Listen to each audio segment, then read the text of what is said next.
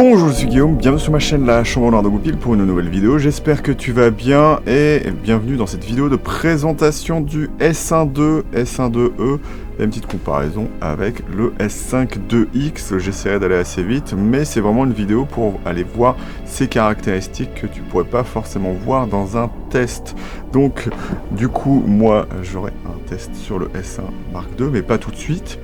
Mais là, du coup, c'est pour t'aider à choisir cet appareil qui sera à 3600 €. Il faut bien évidemment le choisir en fonction de ce qui t'intéressera, notamment en vidéo. Il y a des trucs qui sont quand même assez intéressants en photo, mais chez Lumix, il faut voir si dans les faits, ce sera quelque chose de vraiment viable ou pas.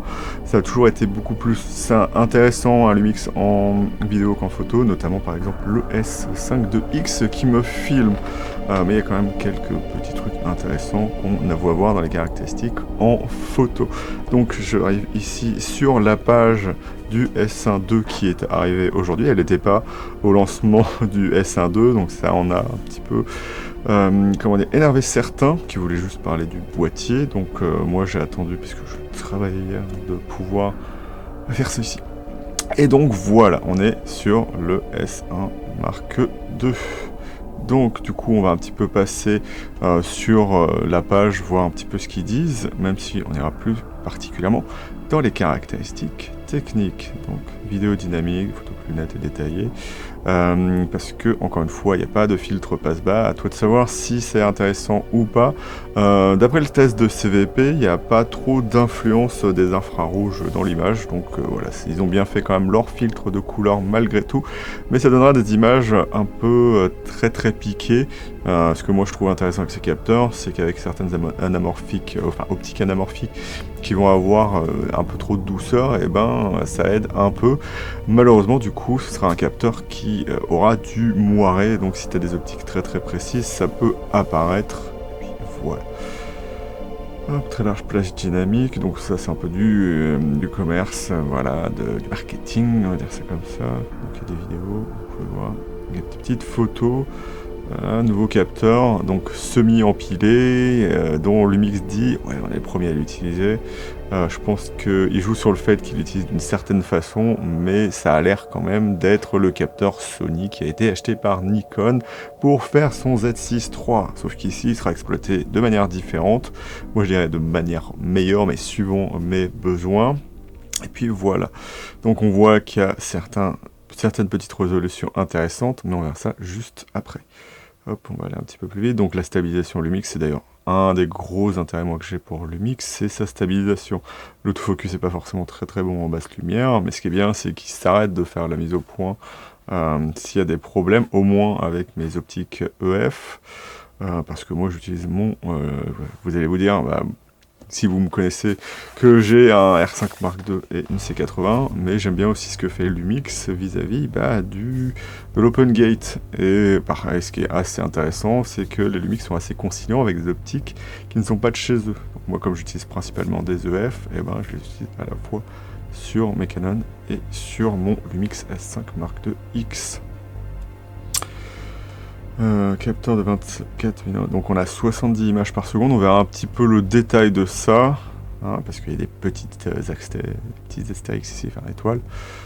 Voilà, c'est bon, je préfère mieux vraiment aller dedans. Donc on peut voir quand même un petit peu le boîtier, qui est vraiment intéressant, puisque c'est le même que le S1R2. D'ailleurs, le prix est le même que le S1R2. Donc certains d'entre vous vont se dire que c'est pas vraiment un appareil photo hybride pour eux. Et vous aurez raison, c'est pour ça qu'il y a un S1 IIe qui est intéressant. Moi je le trouve par contre lui un petit peu trop cher. Mais en même temps, vu ce qu'il y a dedans, on peut se dire que les deux sont chers pour une raison vraiment particulière, parce que vous ne payez pas que le boîtier et la recherche Panasonic, mais on verra ça juste après. Ce qu'il va y avoir d'intéressant, donc niveau boîtier, le viseur rond, c'est assez joli, moi j'aime bien, mais c'est pas forcément très couvrant au niveau de l'œil, donc à voir si ce sera intéressant. On a la nouvelle, la griffe multi-accessoire avec le nouvel accessoire compatible qu'on verra dans la partie des specs. Ce qu'il va y avoir d'intéressant, c'est d'avoir ici la possibilité de switcher photo, vidéo, SNQ directement ici. ce qui est bien mieux que d'avoir à le faire sur la molette, même si du coup les modes custom sont sur cette molette là, et on a comme d'habitude les modes de drive ici lorsqu'on est en photo, donc qui ne sert pas trop en vidéo. On a des choses qui ont un petit peu changé par rapport au 5.2X, mais bon, on n'en rentrera pas dans les détails. Il y a cet écran qui est quand même particulièrement utile, hein, parce que même en vidéo, c'est mieux quand même d'avoir l'écran dans l'axe, pour pas, notamment, pas avoir l'horizon droit. Là c'est possible, et en même temps on peut retourner l'écran.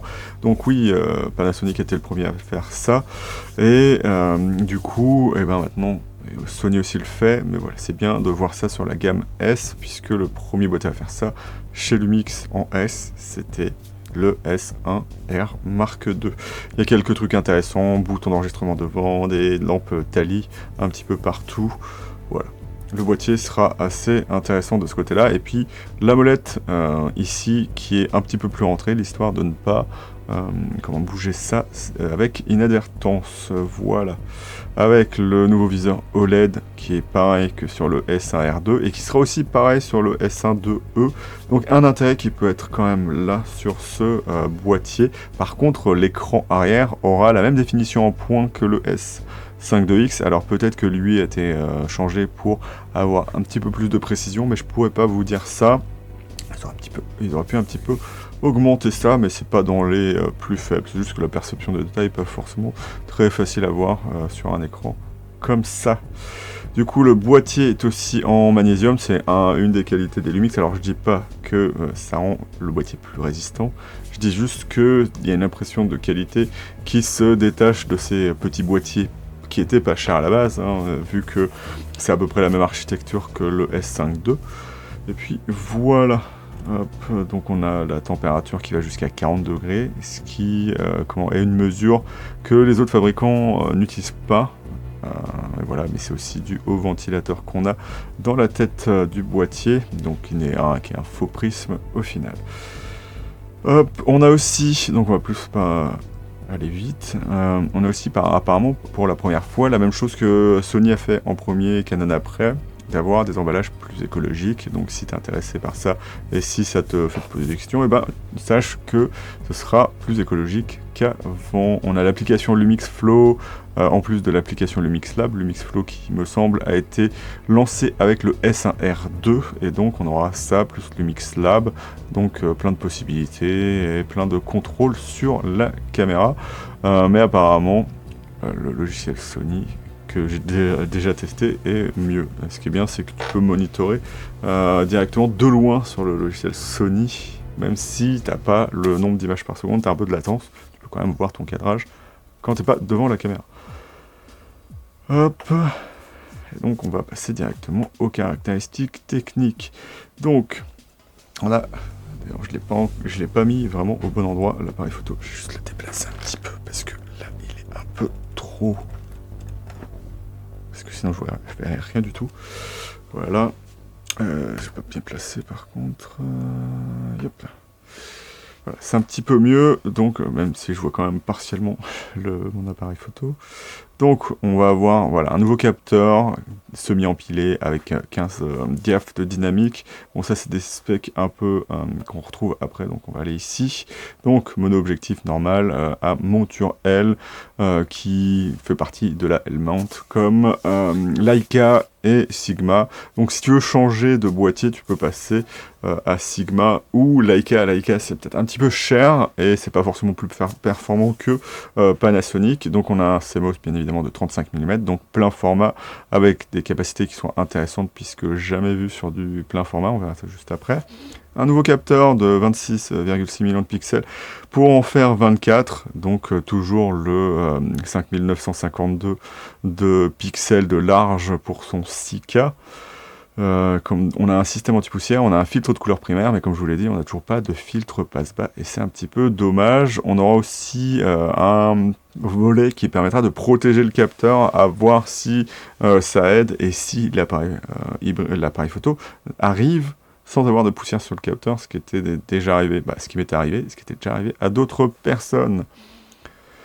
Donc on a 15 diaph en Dynamic Boost, donc je t'en parlerai un petit peu après lorsqu'on verra, je sais pas si on le voit dans les ISO natifs, on verra ça, et on a la version normale. La version boostée, en gros, ce qu'elle fait, c'est de prendre les deux ISO natifs, donc les deux gains analogiques, on va dire ça comme ça, parce que j'aime pas dire ça comme ça, et les mettre ensemble pour aller chercher les hautes lumières et les basses lumières, et additionner les deux, faire perdre un petit peu de bruit, c'est, voilà, on ne sait pas comment ça marche, c'est à quel endroit est pris la haute et la basse lumière, c'est un peu le même principe au final que le log, c'est pour ça que vous avez un ISO qui est assez élevé, et que les performances des prochains appareils, ce sera sûrement de baisser, même si vous ne pourrez pas faire trop de low-key avec, mais on en parlera un petit peu quand on verra les ISO de ça. Donc format JPEG, RAW, AIF, donc standard, avec le AIF qui n'a toujours pas pris le pas sur le JPEG, à part si vous êtes Mac. Hop, donc les formats d'image, ils sont intéressants. Je ne sais pas comment réagit le RAW. S'il réagit comme Canon, vous allez prendre votre photo, par exemple en 4 tiers, en JPEG plus RAW, ou juste RAW, et vous mettra juste en recadrage dans votre logiciel, puisqu'il y aura des métadonnées, de Lightroom. Le recadrage, donc il coupera pas sur les côtés, donc ça peut être intéressant de ce côté-là. Mais si il le coupe, le mieux, moi je trouve que c'est quand même de toujours rester en 3,5. Surtout que vous pouvez mettre des masquages sur le Lumix S5, oui, S5 Mark II, mais aussi sur le S1 II, donc ça peut être intéressant. Vous pouvez avoir des guides de cadrage et les noircir. Vous avez des réglages particuliers, donc vous pouvez quand même garder votre 3,5 tout en shootant en 4 tiers, en voyant du 4 tiers. Donc ça peut être intéressant, ou n'importe quel autre format, et vous voyez ici qu'on a un mode haute résolution qui est toujours, c'est le seul qui marche au final, c'est ceux des Lumix, donc c'est un intérêt pour faire de la photo si tu veux ces modes haute résolution. Et le gros intérêt du mode haute résolution, c'est que, comment dire ça prendra le piqué de votre optique à 24 millions de pixels, donc ça peut améliorer les performances de certaines optiques un petit peu limites, qui, comment dire, ça aurait peut-être plus de défauts sur un capteur plus défini. Là, on aura, voilà, une définition qui sera peut-être un petit peu plus intéressante, puisqu'on aura 4 fois là, une photo de 24 millions de pixels, ou un peu plus, avec les modes qui vont être ici. Voilà. En vidéo, on a du MOV et du MP4. Traditionnellement, le MP4, on est en AAC, même si normalement on peut le faire en LPCM. Et comme ils mettent du MOV, contrairement à Canon qui l'a enlevé, ou à Sony, on a du MOV en LPCM. C'est sûrement pour des questions de licence. Alors je ne sais pas pourquoi ils gardent les deux au final. Mais voilà, donc le MP4, ce qui est intéressant quand même de l'avoir, c'est quand tu fais du 8 bits pour la diffusion directe, plutôt que de faire ton montage et d'avoir à le remettre en H264 8 bits MP4. Là, tu vois, parce que le MOV, il n'est pas lu par tous les ordinateurs. Mais du coup, on a du MOV H264, H265, Apple ProRes et ProRes RAW. C'est d'ailleurs marrant que le ProRes RAW soit dans un capsuleur MOV, mais bon, ça c'est une autre histoire. Est-ce que c'est après RAW, tout ça et le problème de l'Apple ProRes RAW, c'est que comme il a été fait par Atomos avec Apple, et qu'ils ne peuvent pas tolérer Blackmagic, vous ne pouvez pas l'avoir dans DaVinci. Ou via un plugin qui va un petit peu trifouiller le RAW pour pouvoir le repasser directement dans DaVinci, mais ça demande de payer un truc comme 100$ ou une chose dans le genre, suivant ce que vous utilisez. Et c'est un petit peu dommage. L'Apple ProRes, lui, c'est un H264 à l'origine. Alors à savoir que tous ces formats-là, ils viennent ils sont originaires QuickTime 7. Le comité MPEG, quand ils ont fait tout ça, là, ils sont inspirés du QuickTime 7, donc tous les formats sont originaires d'Apple dans tous les cas. Donc c'est pour ça qu'on a de l'H264 pour l'Apple ProRes qui est juste moins compressé, et c'est pour ça qu'on a des performances en bruit pour l'Apple ProRes qui sont pas forcément les meilleures, parce que ça reste de l'H264, pardon. Alors que si c'était de l'H265, on aurait une meilleure performance en bruit, et c'est un petit peu dommage. Et ça, ce sera le format qui sera utilisé par tous les modes OpenGate. Voilà. Donc quand vous avez le MOV, vous êtes en LPCM 24 bits, et si vous avez le DMW XLR2, vous pouvez passer en 32 bits, et c'est vraiment très intéressant. vous pouvez enregistrer comme ça, vous n'avez plus besoin d'enregistreur externe, et l'audio est vraiment très bon, puisque si tu sais pas comment marche le 32 bits, c'est que c'est tellement, il y a une profondeur tellement élevée que tu n'as plus besoin de volume. C'est toi qui l'ajustes en post-prod, et c'est tout. Il n'y a pas de parties qui vont saturer ou quoi que ce soit. C'est après, si par exemple quelqu'un crie et que ça pique, enfin ça écrète, tu pourras toujours baisser le son, et c'est super. Voilà. Donc on a toutes les options qui vont être là, on a en plus du jack 3.5 et tout ça. On va passer à la suite, on a les fréquences d'image comme NTSC, PAL et cinéma. Donc 59, 94, 50 et 24 Hz. À savoir que dans le 24 Hz, si on n'est pas en ProRes, on a le 24, 48, je ne sais pas si on a 96, mais on a 120 images par seconde en tout cas.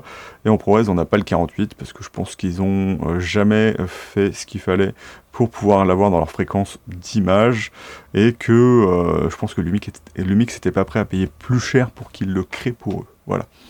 Donc on a toujours, comme à l'habitude chez Panasonic, le full frame, l'APS-C et le pixel pour pixel, qui peut être intéressant dans certains cas, à savoir que si tu es en full frame et que tu passes en APS-C sur un 24 millions de pixels, le pixel to pixel, ça fera pratiquement la même chose.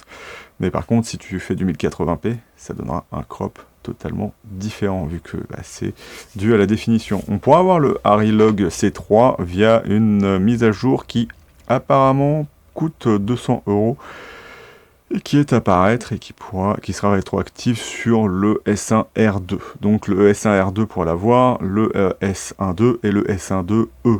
Donc E pour essentiel apparemment. On peut enregistrer les proxys et du coup on peut utiliser Frame.io pour les envoyer pour commencer le montage, pour après exporter avec les vrais fichiers.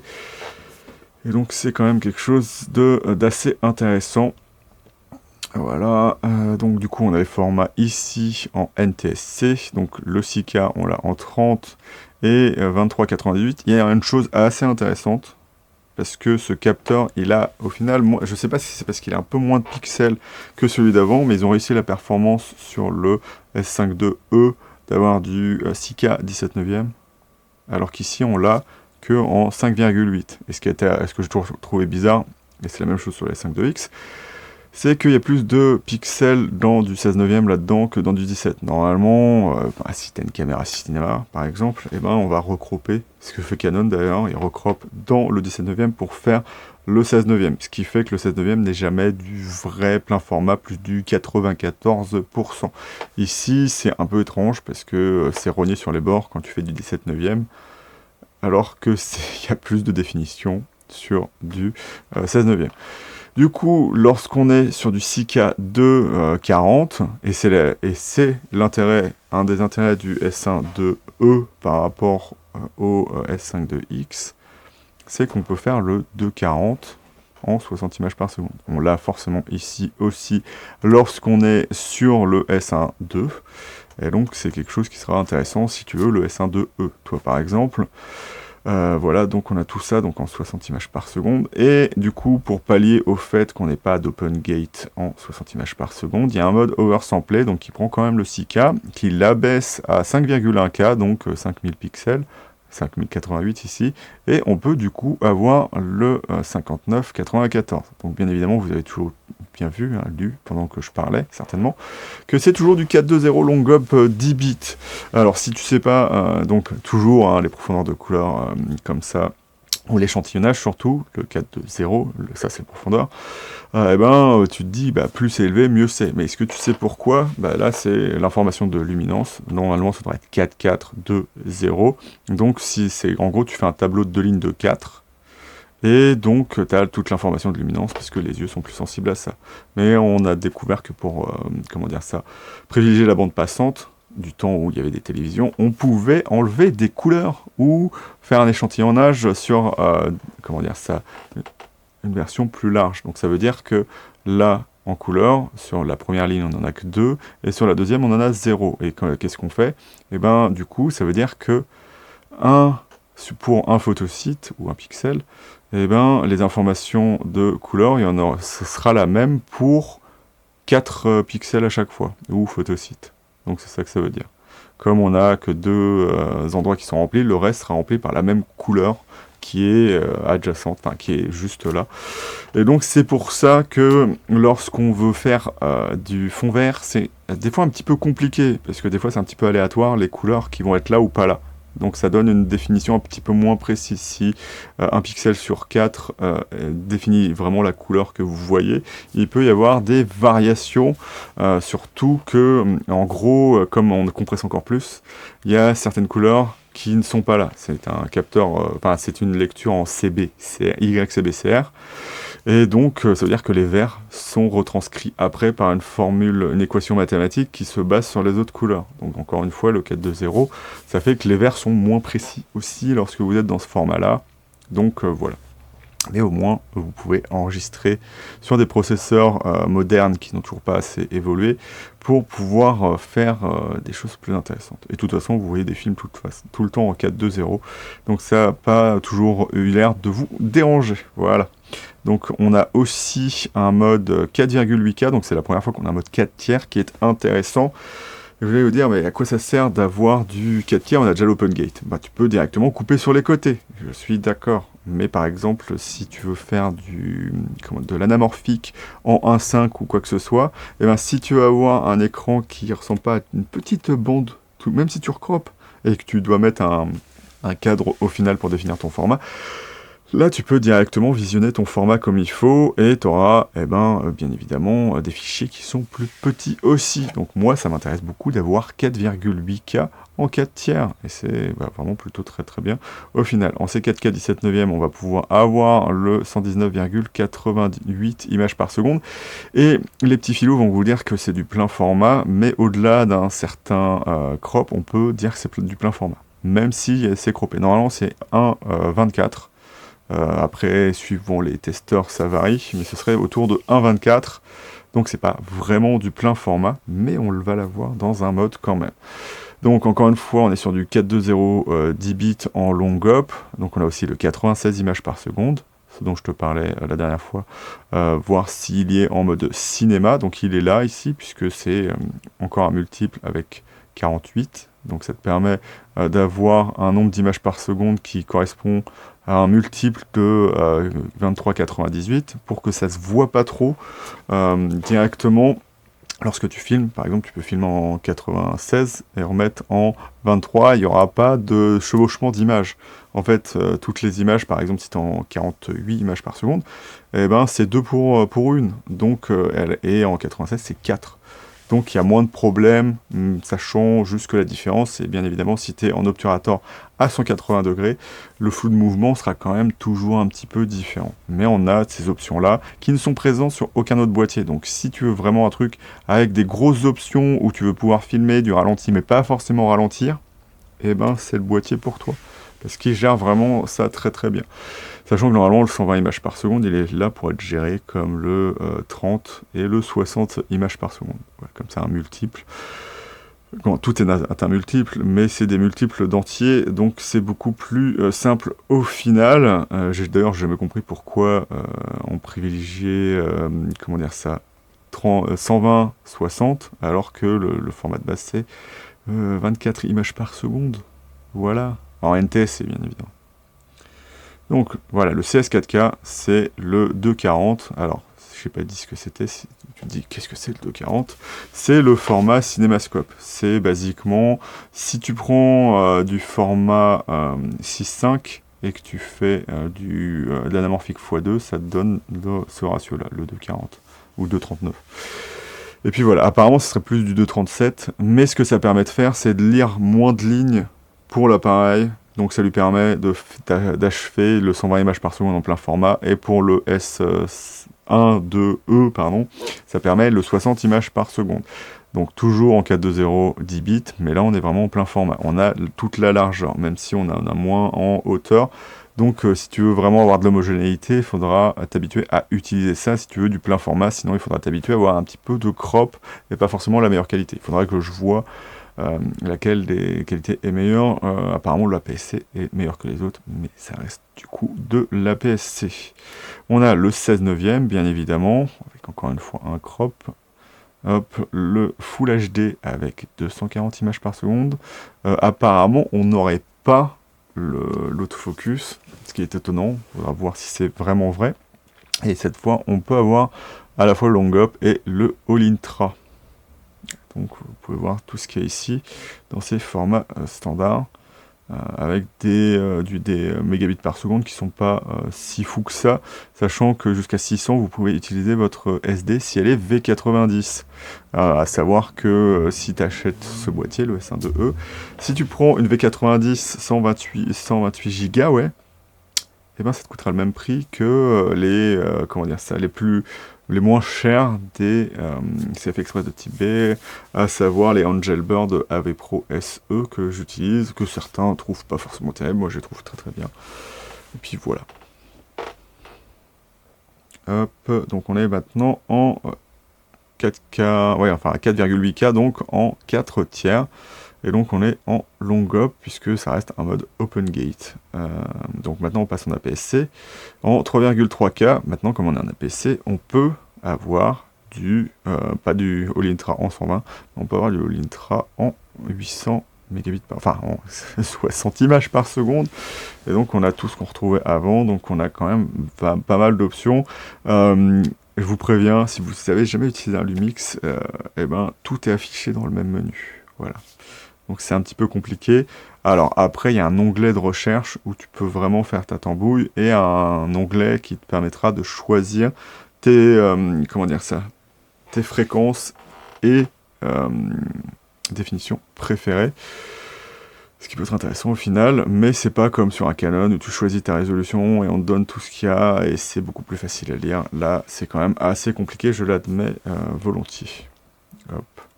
Donc c'est 4K APS-C toujours, 2.41, donc pour matcher le plein format, puisqu'il n'y a pas forcément de raison d'utiliser ça, mais c'est là quand même, puisque c'est une option, et c'est bien de l'avoir en APS-C. Voilà, donc on a toujours la même chose, pas d'évolution. Et c'est bien par contre quand même d'avoir tout en APS-C, ce qui n'est pas le cas sur tous les appareils, notamment mon R5 Mark II.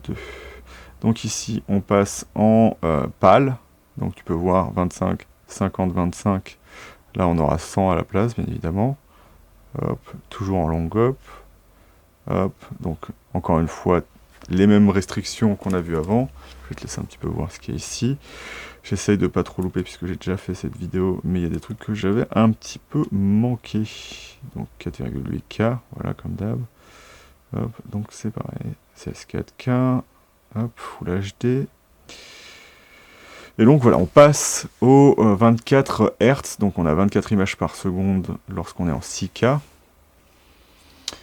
On passe ici en 2.4.1 à avoir 48 images par seconde. Comme je vous l'ai dit, c'est le multiple x2. Donc on peut faire du ralenti 50%. Puisque nativement, ça devrait être comme ça, hein. C'est pas parce que vous êtes habitué à utiliser 60 images par seconde en 40% ce que je fais, que c'est normal de faire ça. Là, si on veut filmer et vraiment avoir des vitesses correctes et pas se dire non, il faut forcément que je fasse du ralenti avec mon 60 images par seconde, là c'est possible. Ce qui n'est pas forcément possible normalement, et c'est ça l'intérêt de ce nombre d'images par seconde. Et ce qu'on voit d'intéressant du coup, et que je voulais voir, c'est ça. Lorsque on est en C4K, on a le 120, on a le 96 et le 48 et le 24. Donc c'est vraiment très très bien avec plein de compressions différentes, le all intra et le long up et du 4.2.2, ce qui reste inatteignable lorsqu'on est en open gate, qui est un petit peu dommage, mais bon c'est comme ça. Hop. Et je crois que l'open gate on peut même pas l'avoir en ProRes, ce qui me semble normal. Si on peut pas avoir de 4.2.2 10 bits all intra, ça sera difficile d'avoir du ProRes. Voilà. On a encore tout ça. Hop, Full HD, non. Et ça, c'est assez étrange par contre. C'est marrant ça. Attends, Full HD. Oui, c'est ça, c'est assez étrange. Comme vous le voyez, en Full HD, on ne peut pas avoir ni le 120, ni le 240 images par seconde. Donc c'est une exception et qui fait que c'est un petit peu dommage de ce côté-là. Mais au final, si vous faites du 24 images par seconde, vous allez prendre du NTSC parce que la plupart du temps, on regarde ça sur écran. Et même aujourd'hui, ce qui sert à projeter, c'est du numérique qui marche comme ça.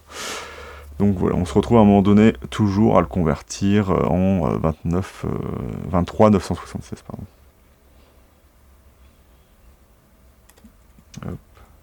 là, je descends encore un peu. APS-C, il n'y avait pas le mode APS-C, donc voilà. Ok, maintenant on a le mode ProRes. Donc ProRes, on a que du 17 neuvième, on a quand même, je disais une bêtise, on a du ProRes 4,8K. Alors ça, c'est vraiment quand même assez intéressant. Certes, ça reste que du 30 images par seconde, mais c'est quand même assez cool d'avoir du ProRes en 422XQ. Alors ce qui est assez étrange et dommage, c'est que je pense que s'ils avaient fait du LT, ma version préférée du ProRes, parce qu'elle est plus light, bien évidemment, eh ben, ils auraient peut-être pu augmenter la fréquence d'image. Mais voilà, on a quand même ça. C'est 4K, on a jusqu'à 60 images par seconde, ce qui est plutôt pas mal. Donc vous voyez qu'on n'aura pas le 120 images par seconde ici, par contre on l'aura en Full HD, au prix de ne pas avoir bien évidemment le 240 images par seconde, avec des débits, je ne sais pas comment il les détermine, s'il les détermine avec Panasonic, et voilà. Donc comme vous voyez, tout ce qui est codec et tout ça, voilà, ça coûte de la thune, de l'argent. C'est pas que le boîtier, ça, la licence d'exploitation de ça, ça coûte un certain prix pour l'exploitation, pour chaque boîtier. Donc moi, ça m'étonne pas qu'un boîtier coûte si cher. Et d'ailleurs, moi, ça m'étonne surtout qu'un S5II surtout un S5 II coûte si peu cher, parce que même les codecs de base, le All Intra du boîtier, il faut bien qu'ils aient la licence d'exploitation du MP4 et des choses dans le genre, puisque c'est gratuit à l'utilisation, mais à l'exploitation, ça coûte de l'argent. Voilà. Donc quand tu le mets dans une caméra, ça coûte de l'argent. Alors, du coup, on était en full, on a le pixel par pixel. Ah oui, ce que je vous ai pas dit, c'est il y a un mode 4,8K en pixel par pixel. Donc ça, c'est vraiment quelque chose de plutôt cool. Et on a le 60 images par seconde avec, ce qui est vraiment sympa. Hop. On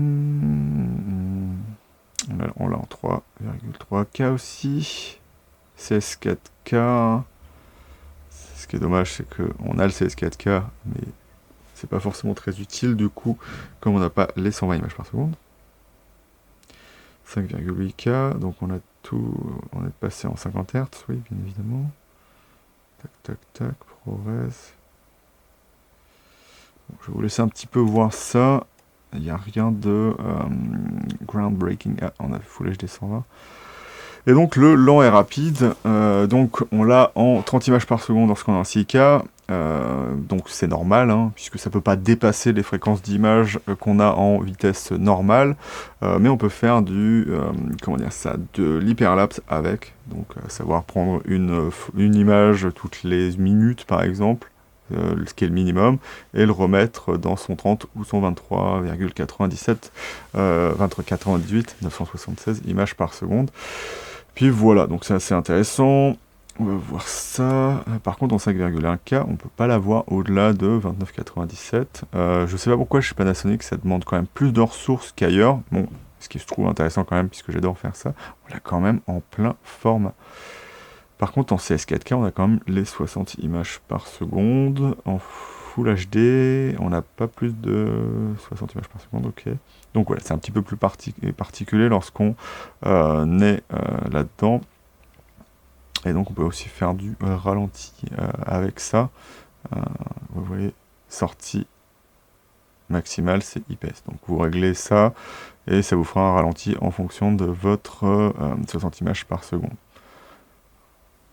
Mais évidemment qu'il sera moins lent que si vous étiez en 24 images par seconde. Hop, donc je passe un petit peu ça. Mauve, ouais, donc c'est toujours un peu la même chose. 24, 24, 24, 24. Donc il n'y a aucun 48. Ok, sortie donnée. Donc on a le RAW en externe via le Blackmagic Video Assist, d'ailleurs qui enregistre cette vidéo via mon Atomos, mon Atem Mini, non pas d'Atomos ici. Et du coup on peut enregistrer du Blackmagic RAW, donc vous allez voir les fréquences qu'on peut avoir après, qui sont les mêmes qu'on soit sur du ProRes RAW en externe ou ça. Alors ce qui est assez marrant, c'est que du coup on peut faire aussi du ProRes RAW en externe. À vous de savoir si c'est intéressant. Donc en 60 en NTSC du coup. 6000 par 4000, alors c'est marrant que ça fasse du 6000 par 4000 alors qu'en théorie le capteur n'est pas possible, à moins qu'ils aient juste enlevé le nombre de pixels pour faire 5952. On a le 30-23, voilà, on a quand même en 5,7 les 60 images par seconde qui sont disponibles, en 4,8K, et ça qui est intéressant, on peut l'avoir en RAW, en Open Gate. Donc voilà, encore un intérêt, et je pense que c'est pour ça qu'ils l'ont mis. On peut quand même faire en RAW de l'Open Gate et avoir du coup de l'anamorphique, ce qui n'était pas forcément le cas avant. 3,5K, c'est plus 3,3. Voilà. Et vous pouvez voir qu'ici on a aussi du 120 images par seconde en 17 neuvième. Donc voilà. On a quand même des possibilités qui sont quand même assez intéressantes en RAW, en externe. Faudrait que je teste ça. J'ai jamais eu la patience, alors que maintenant j'utilise le RAW de ma C80. Donc il faudra que je le fasse avec mes Lumix, que je le teste peut-être sur le S5 Mark II X, même si j'aurais pas tout ça. Et puis voilà. Donc on a la diffusion continue avec maintenant la caméra accepte d'être considérée comme une webcam via USB-C et on a des choses assez intéressantes, à savoir de la Full HD en 60 images par seconde, donc vous voyez tout ce qu'on a ici, et de la 4K en 30 images par seconde. Donc on est en partage, alors c'est un petit peu différent peut-être ici. Protocole, voilà. Donc on a le viseur OLED de 5,76 millions de pixels. Le rafraîchissement n'a pas changé, on n'est pas sur du 240 images par seconde. C'est un petit peu dommage, mais c'est comme ça. On a un grossissement de 0,78, c'est le même que sur par exemple le Sony A7 IV, c'est vraiment plutôt pas mal, sachant que tous les Canon à part le R1 ont 0,74. Donc voilà, c'est plutôt pas mal. Et puis des fois, il y en a qui préfèrent avoir une plus petite image, mais avoir un relief d'œil qui est en conséquence plus agréable à regarder, ou d'autres qui préfèrent avoir une grosse image où ils vont regarder dedans et s'émerveiller de ce qui va dans l'image, mais pas voir tout le temps l'image complète. Puis voilà, bien évidemment, c'est toujours 100%, même s'il le précise ici, hein. Et donc, ce que je vous l'ai dit, c'est le 1,84 million de pixels, qui n'est pas forcément le meilleur ni le moins bon. Mais bon, voilà, c'est un petit peu dommage de ne pas voir d'évolution de ce côté-là. EV-6, parce que c'est f1.4, mesure à f2, ce serait plus dans les EV-2. Donc Sony fait mieux de ce côté-là, de toute façon Sony fait mieux que Canon ou quoi que ce soit. Donc la détection, elle n'est pas forcément très bonne dans les basses lumières. Apparemment, par contre, elle est très très bonne dans les hautes lumières. Donc si vous brûlez votre image, vous avez quand même un très bon autofocus. Vous avez la mise au point en linéaire avec des degrés qui sont bien évidemment ça lorsque vous êtes sur des optiques Lumix. Par contre, si vous êtes sur des optiques Sigma, ça dépendra de l'objectif. Il vous donnera des options suivant l'optique que vous avez. Et c'est un petit peu étrange. Et c'est au final du linéaire sans vraiment l'être. Donc voilà. Contrôler l'exposition, je vais un petit peu passer ici. C'est des choses qui sont assez standards. Voilà, le double ISO natif. On va pouvoir parler du coup des versions différentes. Donc on a ici en normal, donc 100 et 800. Donc on peut quand même aller à 51200 avec les ISO étendus et tout ça. En Vlog, c'est un petit peu plus particulier, on peut pas aller à 204 800 ISO, je ne sais pas pourquoi. Donc ce qui est assez marrant à voir, c'est que les ISO étendus avant, comment dire ça, Lumix disait c'est tous les ISO en dessous de la base, de l'ISO natif. Ici c'est pas le cas. Si vous êtes sur l'ISO 640, hop, passe faible, ici, vous allez en auto, je pense, en dessous, quand vous arrivez avant d'être dans l'ISO étendu 320, donc vous avez 400, 500, 640, normalement, si c'est bien décrit. Voilà. Et donc ça dit pas que c'est... D'ailleurs c'est assez mal fait, puisque ça dit l'étoile c'est ISO étendu. Moi je croyais qu'au départ ça c'était des ISO étendus. Ce qui correspond à un fonctionnement normal de, d'un double gain analogique, parce que tout ce qui est ISO au-dessus et ISO en dessous sont en fait des surexpositions et sous-expositions de l'ISO nominal, qui n'est pas forcément 640, ça c'est l'ISO natif, parce qu'il a été choisi pour un bon partage entre la dynamique des hautes et des basses lumières. Et du coup, il se pourrait même que l'ISO nominal soit 500, soit 400 ici, puisque c'est deux tiers de diaph qu'on peut utiliser et qui ne sont pas étendus cette fois. Et du coup, lorsqu'on est en 5000, ce sera 4000 et 3200. Alors, il y en a qui vont vous dire que si vous passez en dessous de 5... Enfin, il ne faut pas éviter l'ISO 4000 parce que c'est sur la base en dessous. Si vous êtes sur cette base-là, vous voyez que vous avez ISO 4000 et 3200 d'utilisable. Donc, si vous voulez une meilleure performance en bruit, vous pouvez utiliser ce 4000 ISO d'ici, le 3200. Et même, au final, l'ISO étendu 2500. En théorie, si il a bien été fait, il reste quand même meilleur en termes de bruit dans les basses lumières, hein, donc de dynamique dans les basses lumières, meilleur que l'ISO 2500 qui serait ici. Voilà. Donc on a aussi ce qui est donc 400 et 3200 en HLG, en Ciné-like, c'est 200 et 1600. Alors le problème, c'est que moi j'utilise toujours le Vlog parce que eh ben, ça vous fait vous souvenir de ah oui, mais non, en fait là il faut que j'ai 400, là il faut plus de ND, tout ça. C'est un petit peu dommage. Voilà. Donc système BIS de stabilisation d'image, 8 vitesses, périphérie et périphérie 7 vitesses. Donc ça veut dire que c'est mieux stabilisé au centre. En fait, c'est pour dire qu'il y a moins de vitesse, c'est parce qu'ils essayent d'éviter le wobbling, donc en fait c'est moins stabilisé. Sur les bords, après en vidéo, le fait de dire ah c'est 7 vitesses, ne sert à rien puisque c'est pas des images fixes. Puisque c'est basé sur des diaphes. Donc il y a des options qu'il faudra tester. Normalement, la stabilisation cropless qui évite d'avoir un petit peu du wobbling sur les bords, je crois qu'elle marche qu'avec les objectifs Lumix. Et ce qui est intéressant, c'est que tous les crops et les façons de gérer la stabilisation électronique autrement marchent avec toutes les optiques, dont mes optiques Canon. Hop, voilà, balance des blancs, donc des réglages très intéressants, notamment avec ces 4 réglages où tu peux régler des manuels où tu voudrais accéder vite, hein, par exemple 3500, 5500, 7500, voilà, par exemple te dire en plein jour, ah voilà, il me faut 5500, mais par contre quand je suis en intérieur ou avec des lumières artificielles, en général, ça sera 3500. Mais si par exemple je suis au coucher du soleil, peut-être que ce sera mieux 7500, parce que le soleil baisse et donc... et ben, ça devient un petit peu plus froid, la lumière, au final, malgré le fait comment dire ça, je vais y arriver, que la lumière du soleil soit très très orange, voilà. Donc obturateur plan focal, avec la possibilité de cacher le capteur, comme je te l'ai déjà dit. Voilà, on peut aller jusqu'à 1/8 millième de seconde en mécanique. Rideau électronique frontal, donc 1/2 millième, voilà. On peut aller jusqu'à 1/16 millième lorsqu'on est en électronique, ce qui est plutôt pas mal. Hop. Et on a 60 secondes, donc c'est basique, voilà. Image animée, donc ça c'est la possibilité qu'on a lorsqu'on filme. Ah oui. Il n'y a pas besoin d'autant, voilà, c'est ce que j'allais dire. Ok, retardateur, donc habituel. MWRS2, je l'ai. Et le problème de cette télécommande, c'est que vous allez vous dire, est-ce que je peux prendre n'importe quelle télécommande en vidéo? Non, parce qu'elle prend que des photos.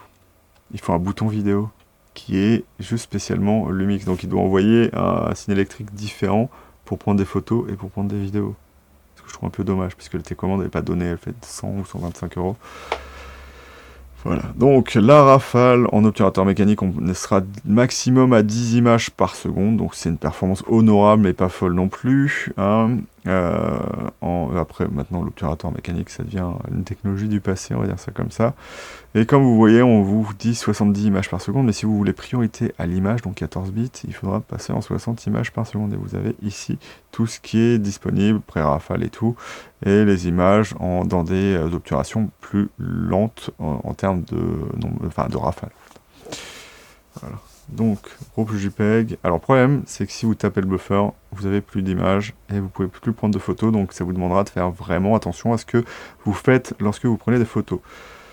Hop, paramètres relatifs aux couleurs, donc vous avez tous les, les styles disponibles, et en photo, vous pouvez, je crois, prendre de Vlog, ou à moins qu'ils aient changé, en temps réel, on peut mettre Arial C3, oui, donc on peut mettre Vlog et Arial C3, si on a acheté le type Hilux C3. On peut mettre des VLT, j'ai jamais fait ça, mais ou des cubes. Les cubes, vous pouvez simplement les faire dans DaVinci, dans votre touche, notamment de couleur, de bruit et tout ça.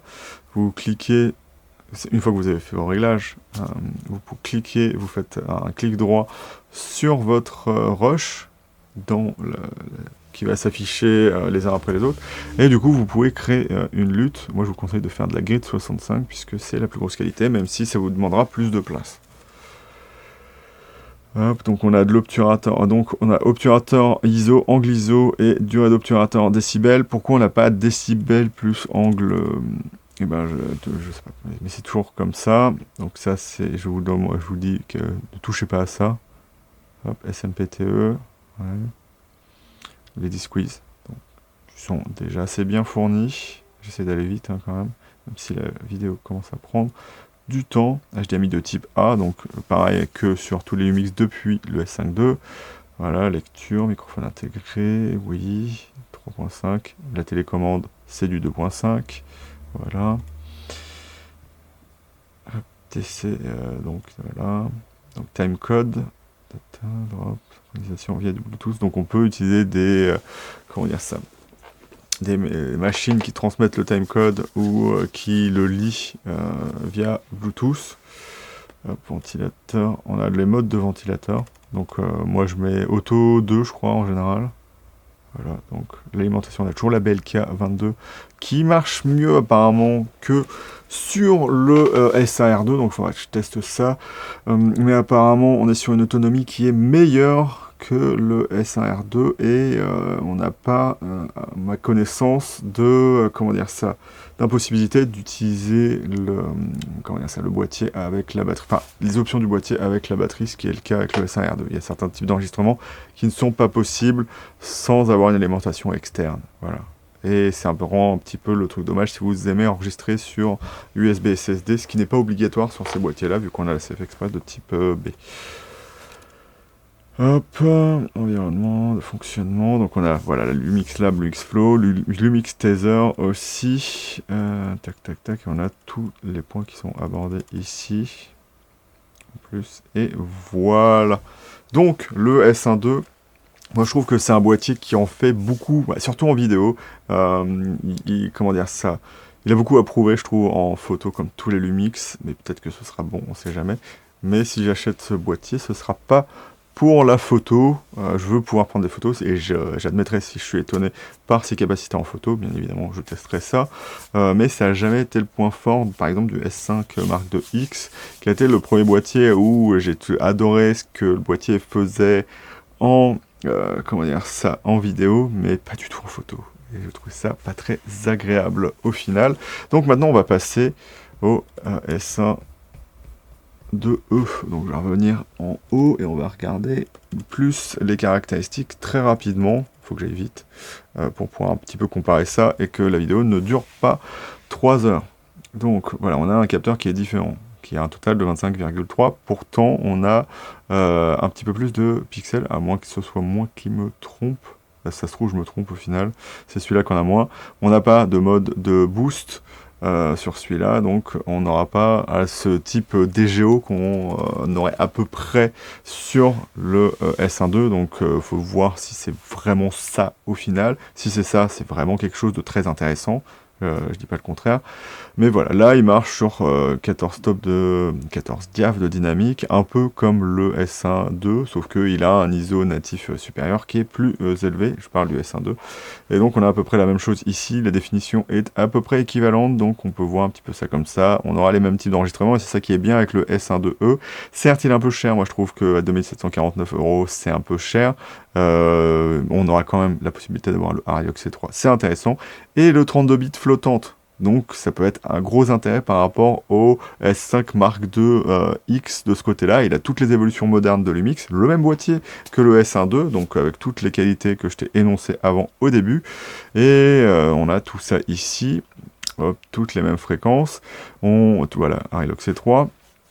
On a quelques différences, bien évidemment, puisqu'on n'a pas de possibilité d'avoir du 5,1K en 60 images par seconde. Par contre, ce que je disais qui est un petit peu étrange, c'est qu'on a du 6K en 17 neuvième, ce qui n'est pas le cas sur l'autre. Donc ce que je trouve un petit peu dommage, là c'est beaucoup plus normal d'avoir moins de pixels sur le 5,9K qui va se prendre plus un petit peu dans la 6K pour aller chercher comment dire ça, UHD un petit peu plus standard, même si on est en 5,9K ici. Hop, donc on a ce mode 2.4.1 qui permet le 60 images par seconde en plein format, un truc qui est impossible pour le S5 2X, qui est obligé de faire son 4K en 16 neuvième et en 17 neuvième en APS-C. Voilà, donc ici en CS4K, on est capable d'avoir le 59-94 et d'avoir des débits qui n'étaient pas possibles sur le S5 2X, le tout enregistré en interne via cette carte CF Express de type B, même si on peut quand même enregistrer sur SSD si ça te dit au final. Et puis voilà, donc on a plein de possibilités comme on l'avait, mais des possibilités un petit peu meilleures que sur le S5 2X. On a 120 images par seconde comme on l'avait sur la 5 2X, et bien évidemment on n'a pas accès aux 240 images par seconde, ça semble normal sur ce capteur. Pour rappel, on a quand même le 48 images par seconde en 3,3K, donc la plupart des specs sont les specs équivalentes du S5 Mark IIX. Attention par contre, il y aura les évolutions d'algorithmes de tout ce qui a été introduit par Lumix avant sur le S1.2E. Je ne sais pas pourquoi ce ne serait pas sur le S5 2X, mais voilà. Pour l'instant, c'est que sur le S1.2E. Est-ce qu'ils vont arrêter de mettre à jour le S5 2X? Voilà, il faudra voir un petit peu ce que ça donne. Donc tu peux voir un petit peu ce qui se passe ici. Et je t'invite bien évidemment à aller voir toi-même cette fiche technique pour t'enrichir. Hop, voilà.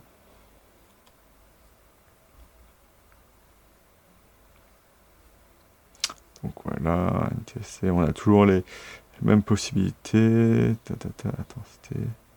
Donc voilà, c'est en full 24, 48, où tu vois que du coup t'as pas le 96 ou le 120. Hop, voilà. Donc, on a quand même du ProRes. Attends, ici, voilà. Qui n'était pas le cas en interne, bien évidemment, sur le S5 2X, du haut débit trop important pour les cartes SD. Je fais ça vite, hein, parce que j'ai déjà vu et je te laisserai aller voir. On a encore des possibilités, parce que avant, encore une fois, le SNQ n'était pas disponible en plein format. Là, ça a un petit peu évolué, je ne sais pas à quoi c'était dû, mais on peut ici le faire en Full HD ou en 2.4.1. C'était probablement, encore une fois, la lecture du capteur, parce que sinon on est obligé de faire tout le reste en APS-C. Voilà. Donc je vais aller très très vite sur ce boîtier. Voilà, on a quand même l'euro. Donc l'euro, qu'est-ce qu'il dit au final? Donc à la fois Blackmagic et Atomos. Et donc on aura, voilà, que en APS-C du 4,1K par exemple. Ça aussi le 4 tiers en 3,5K. Donc des trucs qui sont un petit peu moins intéressants pour du RAW, mais voilà, si tu veux pas dépenser 3600 €, ce sera peut-être mieux pour toi. On a le même, comment dire ça, le même webcam qu'on aurait sur le S1.2, enfin le même protocole et tout ça. Donc ça reste quand même quelque chose d'intéressant, les mêmes viseurs et tout ça. Sensibilité AF, plus ou moins la même chose, ou la même chose apparemment. Hop. Donc du coup tu vois qu'en Vlog c'est un petit peu différent. D'ailleurs c'est assez étrange, puisque ils ont oublié que... Ah non, elle est là. Ils ont étendu et tout ça. Hop, copier. Donc ça par contre, voilà, ils l'ont très bizarrement fait, parce que c'est 640 à 4000. Voilà, c'est juste qu'ils ont pris la fiche du S1.2 et ils ont oublié d'enlever que c'était 5000. Tout simplement. Donc voilà.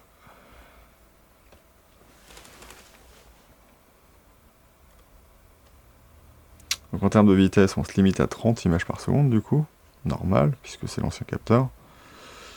Puis voilà, je vais passer vite. Est-ce qu'il y a quelque chose de plus à voir ici? Donc là, si tu sais pas ce que c'est toutes les possibilités que tu peux mettre sur les touches personnalisées. La page d'amis type A. J'ai nommé de la batterie, donc voilà, toujours la même batterie. De toute façon, c'est le même boîtier, et c'est juste pas le même capteur, et donc les possibilités sont différentes. Moi, je te dis un nouveau fichier. Donc, tu peux faire du 4G. Je vois pas l'intérêt. En fait, ça imite le format FAT32 qui se limite à faire des fichiers 4 Go et qui d'ailleurs pose des problèmes si tu veux sortir des fichiers qui font plus de 4 Go. Ça ne marchera pas, donc tu peux pas les rentrer non plus. Donc, du coup, moi, je te dis d'éviter les SDHC. Donc, il y a encore des 32 Go qui existent. Prends du SDXC, minimum 64 Go. Lorsque tu as une SD, le mieux c'est de prendre une 128 Go V90, mais là où le bas blesse, c'est que ça restera toujours le même prix que une 512 par exemple pour ta CF Express de type B. Et donc ça n'a jamais été rentable les SD. Donc du coup, l'avis, le mien, sur ces boîtiers, donc on a quand même une belle évolution du S5-2X, mais ce qui est un petit peu étrange, c'est qu'on refait le même boîtier au fur et à mesure. Ils ont refait le S5D, donc c'est S5 avec un USB-C. Il y a le S5-2, le S5-2X qui est son évolution, et son évolution ultime, c'est le S1-2E, donc essentiel, mais qui est quand même une version du coup moins bonne que le S1-2. Voilà, c'est un petit peu étrange, et il y a une espèce de gamme qui commence à se faire, mais avec 24 millions de pixels, moi j'adore ce que peut faire le S5-2. Mais voilà, elle est assez étrange. Autant le fait d'avoir un R2 qui est le même prix qu'un S1-2, ça laisse des options qui sont assez intéressantes, même si les deux boîtiers sont complémentaires, mais il y en a un qui fait des choses que l'autre fait pas. Ils sont à la fois différents, complémentaires.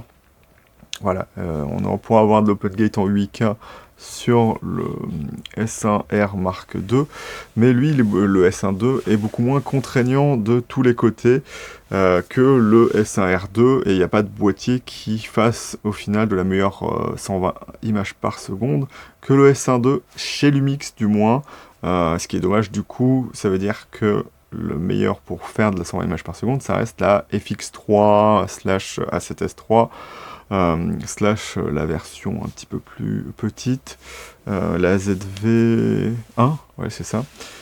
Et du coup, bah, c'est un petit peu dommage. C'est vrai que on aurait aimé un petit peu plus de ce côté-là, mais d'un autre côté, jusqu'à 60 images par seconde, on est très bien. Et on a aussi, comme je te l'ai dit, ce 96 images, ces 80 images par seconde, qui sera très très intéressant.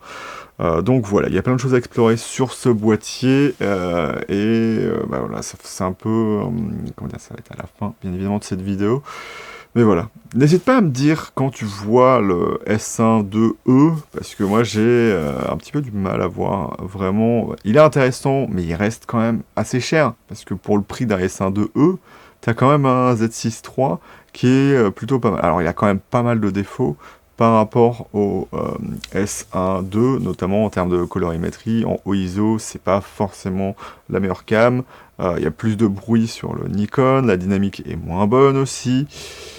Voilà, le 4K, il n'y en a pas du tout en plein format, mais par contre, lui, il a du RAW propriétaire qui est lisible sur DaVinci en 60 images par seconde. Par contre, il n'a pas d'OpenGate. Donc voilà. Voilà, des boîtiers qui sont intéressants. Le S1-2, pour moi, c'est le plus intéressant. Il vaut son prix, hein, vu tout ce qu'il y a dedans. Le S1-2E vaut peut-être son prix aussi. Mais pour moi, en fait, c'est une question de marketing. La façon dont ils ont introduit le S5 Mark II et le S5 Mark IIX fait qu'on pouvait s'attendre à quelque chose de moins cher. Parce qu'ils ont déjà mis beaucoup et des specs assez chers, comme tous les codecs qu'il y a dedans qui coûtent de l'argent. L'enregistrement sur SSD, des trucs dans le genre. Pour un prix qui est vraiment très mesuré, surtout aujourd'hui, où on peut avoir un S5 Mark IIX pour 2000 €. Voilà, ça fait un petit peu mal de voir, surtout pour moi, le S1-2E qui coûte si cher que ça. Voilà, on verra avec le temps si c'était des bons appareils. Pour moi, ce qu'il en reste un petit peu dommage chez Lumix, c'est que c'est pas, comment dire ça, quand je regarde leurs optiques et tout ça, c'est pas une gamme qui m'intéresse vraiment beaucoup. Et pour ça, du coup, je trouve que c'est très intéressant aussi que les Lumix supportent avec l'adaptateur Sigma si bien les EF. Alors, il y a des défauts, bien évidemment, j'ai pas dit le contraire, mais je trouve ça quand même assez agréable de pouvoir utiliser la plupart de mes EF. Il faudra que je fasse des tests sur d'autres, mais il y a une ou deux optiques pour l'instant qui ne marchent pas de mon côté, à voir si c'est plus les longues focales. Mais voilà, je vais te laisser là-dessus et te dire salut et à bientôt dans la chambre noire de Goupil pour une nouvelle vidéo. Et comme je t'ai dit, n'hésite pas à commenter et à dire ton avis sur le boîtier. Ce sera quand même assez intéressant d'avoir l'avis de quelqu'un d'autre qui ne voit pas les choses comme moi et qui pourra peut-être m'ouvrir les yeux sur certaines choses qui pourraient être intéressantes sur le boîtier. Salut! Et c'est pas là que je fais...